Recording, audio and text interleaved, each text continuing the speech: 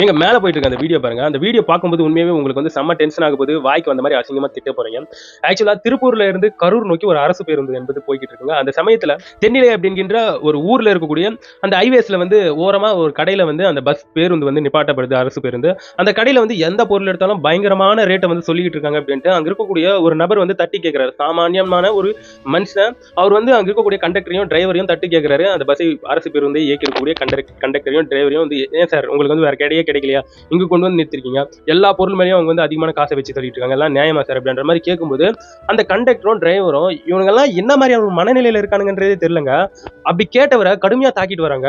அப்படி தாக்கப்பட்டார் இல்லையா, அவங்க கூட அவங்களுடைய ஒய்ஃப் இருக்காங்க, குழந்தை இருக்கு. அந்த குழந்தை வந்து கெஞ்சிக்கிட்டு இருக்கு லிட்டரலா, எங்க அப்பாவை அடிக்காதீங்க, அவர் ஏன் அடிக்கிறீங்க அப்படின்ட்டு. அந்த குழந்தை ஒரு மாதிரி அழுதுட்டு அந்த குழந்தை வந்து கெஞ்சிக்கிட்டு இருக்கு. அப்போ கூட அந்த சாதாரண ஒரு மனிதனை போட்டு இந்த கண்டக்டரும் டிரைவரும் அடிச்சுட்டு வரீங்க. ஏன்னா எங்க காசுல தானடா நீங்க வந்து சம்பளம் வாங்கிட்டு இருக்கீங்க, அப்புறம் எப்படி பொதுமக்களை வந்து உங்களுக்கு அடிக்க கை வருது? உங்களுக்கு ஏதாச்சும் பிரச்சனைனா கோர்ட்டு போலீஸ் எல்லாம் எதுக்கு இருக்காங்க, அவங்க கிட்ட போய் கம்ப்ளைண்ட் பண்ண வேண்டியது தானே. இந்த மாதிரி எத்தனை நிகழ்வுகள் நடந்துகிட்டு இருக்கு. இதுக்கு முன்னாடி கூட ரீசெண்டா ஒரு கண்டக்டர் வந்து ஒரு இளைஞனை வந்து கை நீட்டி அடிச்சிருந்தாரு. அத்தனை எதிர்ப்புகளும் குவிஞ்சிருந்தது. அதுக்கப்புறம் வீடியோ போட்டு அந்த பையனை வந்து சீரப் பண்ணி விட்டு இருந்தாங்க. இப்போ வந்து இப்பேற்பட்ட ஒரு அடியை வந்து அடிச்சிருக்காங்க. கண்டிப்பா இது வந்து அரசு போக்குவரத்து துறை இதுல வந்து சரியான ஒரு நடவடிக்கையை வந்து அந்த கண்டக்டர் மேலேயும் டிரைவர் மேலேயும் எடுக்கணுன்றதுல வந்து மாற்றது கருத்தே கிடையாது. இது அரசு கவர்மெண்ட் பணியில வந்து வேலை செய்யுங்கன்னு சொன்னா ரவுடிசம் பண்ணிட்டு தூத்திட்டு இருக்காங்க இவங்கெல்லாம் பார்க்கும்போது என்ன சொல்றதுன்னு தெரியல. அந்த காட்சிகள் உண்மையாவே பயங்கர டிஸ்டர்பிங்கா இருக்கு. அவங்க மேல வந்து கடுமையான நடவடிக்கை என்பது எடுக்கப்பட வேண்டும், வந்து மாற்று கருத்தே கிடையாது. இதை பற்றி நீங்க என்ன நினைக்கிறீங்க? கமெண்ட் செக்ஷன்ல பதிவு பண்ணுங்க.